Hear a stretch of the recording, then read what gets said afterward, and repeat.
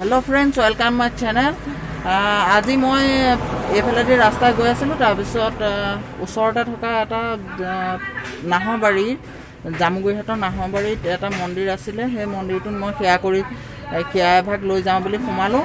আহকচোন মন্দিৰটোৰ ভিতৰলৈ যাওঁ আৰু সেয়া এভাগ লৈ লওঁ।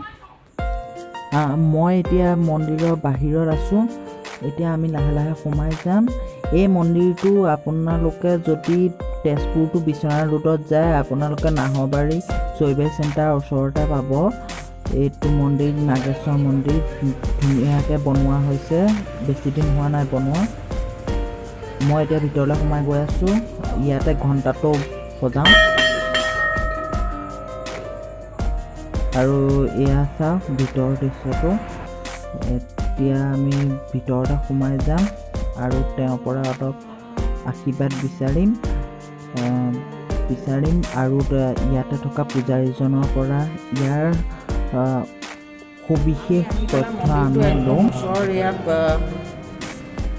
শিৱ মন্দিৰৰ লিংগৰ ওচৰত আছোঁ আৰু আমি জানো আহকচোন ইয়াতে থকা পূজাৰীজনৰ মুখেৰে মন্দিৰটো কেতিয়া স্থাপন হৈছিলে।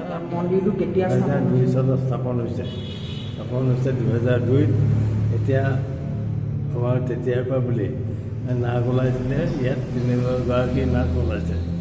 এই নাগখিনি তেওঁলোক মানে ইয়াৰ পৰা নোযোৱা হ'ল। সেই ৰোৱাটিত হাল গৰু নোযোৱা হ'ল।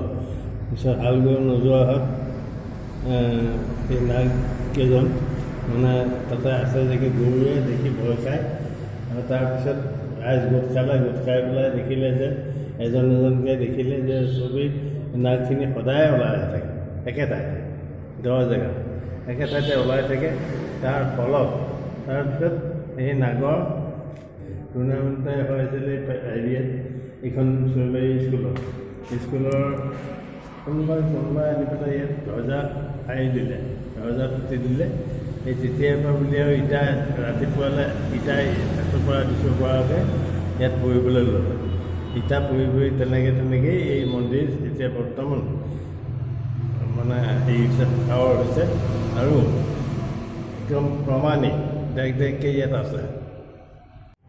মই আগতেও কৈছোঁ জামুগুৰিৰ পৰা প্ৰায় 6-7 কিলোমিটাৰমান আহি পেলাই পায় এই মন্দিৰটো। চাওকচোন দৃশ্যটো ধুনীয়াকৈ বনাইছে। এতিয়া বাহিৰৰ দৃশ্যটোও দেখুৱাম আপোনালোকক। ধুনীয়াকৈ বনাই আছে। এতিয়া কিছুমান আৰ্ট কৌশলী কৰি আছে, কমপ্লিট হৈছেগৈ প্ৰায়, আৰু অকণমান বাকী আছে। বিবাহ ভৱনো বনাই আছে হেনো ইয়াত। শনি মন্দিৰ ন, শনি মন্দিৰো আছে হেনো, স্থাপন কৰিছে।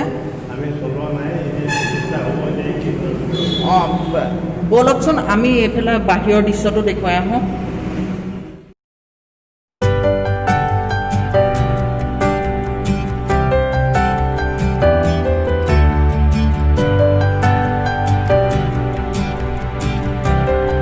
মন্দিৰৰ পৰা বাহিৰলৈ আহি পেলাই চাওক, এইটো চাওক মন্দিৰত আৰু তেওঁ পূজাৰীজনে আমাক কৈছিলে শনি মন্দিৰ এটা বনাই আছে।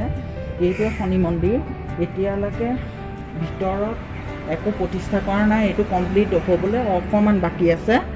চাওক ইয়াৰ দৃশ্যটো বাহিৰৰ পৰা দেখুৱাইছোঁ। এয়া বাঘৰ ধুনীয়াকৈ চালেদি হেৰি কৰা দেখুৱাই আছে। চাওকচোন ইমান ধুনীয়া লাগিছে কলা কৌশলীবিলাক। আপোনালোকে যদি এইফালেদি কেতিয়াবা আহে মেইন ৰোডৰ কাষতে থকা এই মন্দিৰটো সোমাই যাব। এইটো এটা পাৰ্মাণিক মন্দিৰ হয় আৰু মন্দিৰটোৰ দৃশ্যটো দেখুৱাই পেলাই আজি মই ভিডিঅ'টো সামৰণি মাৰি দিওঁ।